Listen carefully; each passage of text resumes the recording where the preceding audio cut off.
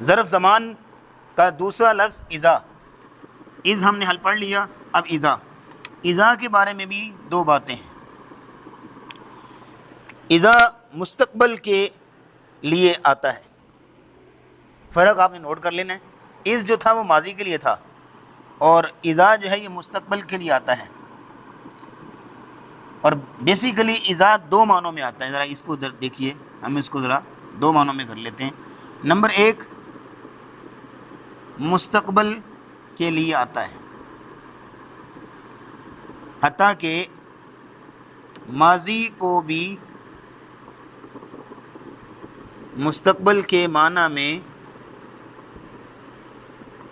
کر دیتا ہے، یعنی یہ مستقبل کے لیے آتا ہے، حتیٰ کہ اگر ماضی پر انٹر ہو، کسی ماضی فعل پر انٹر ہو تو اذا جو ہے یہ اس کو بھی مستقبل کے معنی میں کر دے گا۔ ٹھیک ہو گیا؟ ایک بات تو یہ ہے۔ دوسری بات یہ ہے کہ اذا جو ہے مفاجات کے لیے بھی آتا ہے، مفاجات کے لیے بھی آتا ہے۔ مفاجات کا مطلب ہوتا ہے اچانک کے معنی میں، اگر کہیں بےگو اچانک کا معنی شو کرنا ہو، سڈن،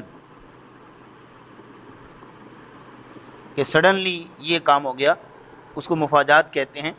تو اذا مفاجات کے معنی میں بھی آتا ہے، تو مستقبل کے معنی میں بھی آئے گا اور مفاجات کے معنی میں بھی آئے گا۔ دونوں کو ون بائی ون حل کرتے ہیں۔ نمبر ایک، مستقبل کے معنی میں، جیسے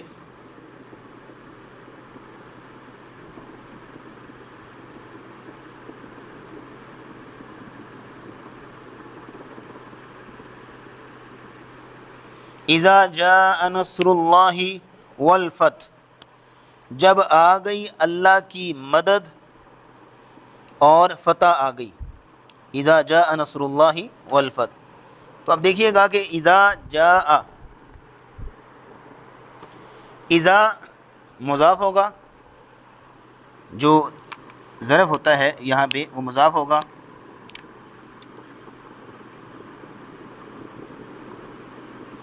جاء فعل، اور یہ سارا آگے فاعل بنے گا۔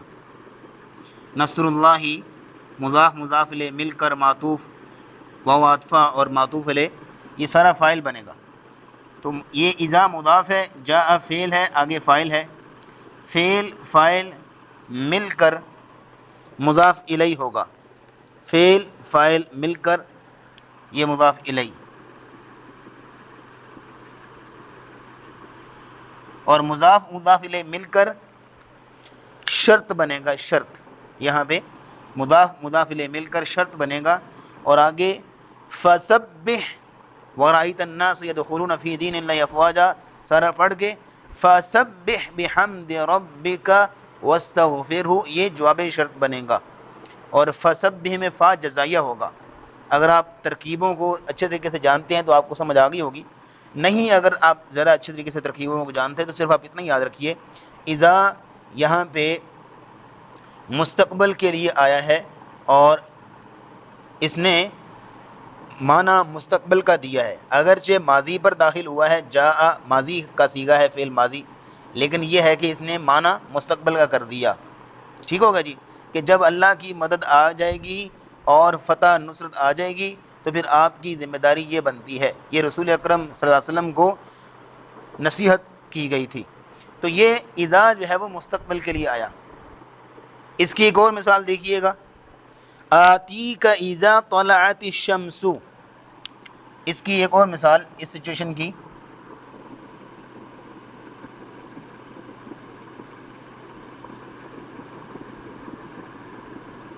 آتیک اذا طلعت الشمس، میں آپ کے پاس آؤں گا جب سورج طلوع ہو جائے گا، میں آپ کے پاس آؤں گا جب سورج طلوع ہو جائے گا۔ مثال اسی طرح، ترکیب اسی طرح کریں گے، فعل فاعل اور کاف ضمیر مفعول بھی، اذا مضاف ہوگا، طلعت الشمس یہ فعل فاعل مل کر جملہ فعلیہ خبریہ ہو کر مضاف الیہ مضاف مضاف الیہ مل کر مفعول فی، اور پھر یہ جملہ فعلیہ خبریہ ہوگا۔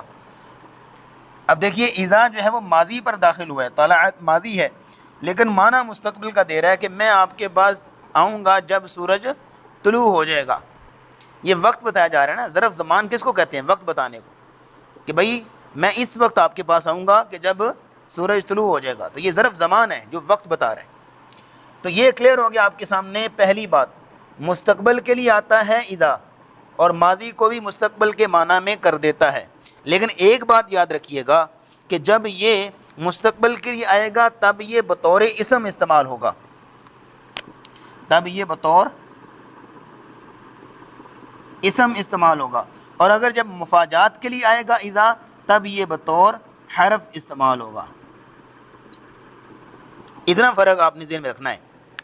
جب یہ مستقبل کے لیے آتا ہے، ماضی کو بھی مستقبل معنی میں کر دیتا ہے، تب یہ بطور اسم کے آئے گا. اور اگر یہ مفاجات کے لیے استعمال کریں گے تو یہ بطور حرف کے آئے گا.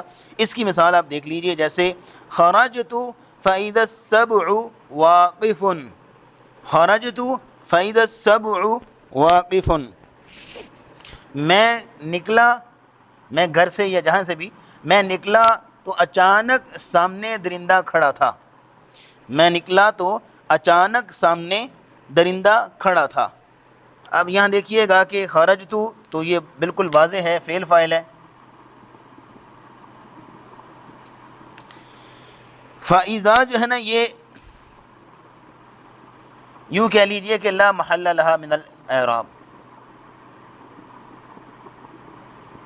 السبع مبتدا اور واقف خبر. تو یہاں پہ اذا جو ہے وہ اچانک کے معنی میں ہے، مفاجات کے معنی میں ہے، سڈن کے معنی میں ہے، کہ بھئی میں جب نکلا تو اچانک کیا دیکھتا ہوں کہ سامنے درندہ کھڑا ہے. اس کی ایک اور مثال آپ کے سامنے رکھ دوں، خرجت فإذا المطر نازل،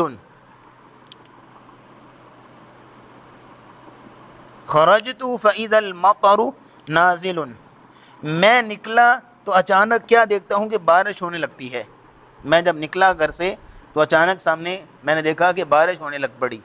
تو یہاں غور کیجئے کہ اذا جو ہے وہ اچانک کے معنی میں ہے. تو دونوں چیزیں آپ کے سامنے آ گئی. اذا مستقبل کے لیے آتا ہے، ماضی کو بھی مستقبل کے معنی میں کر دیتا ہے.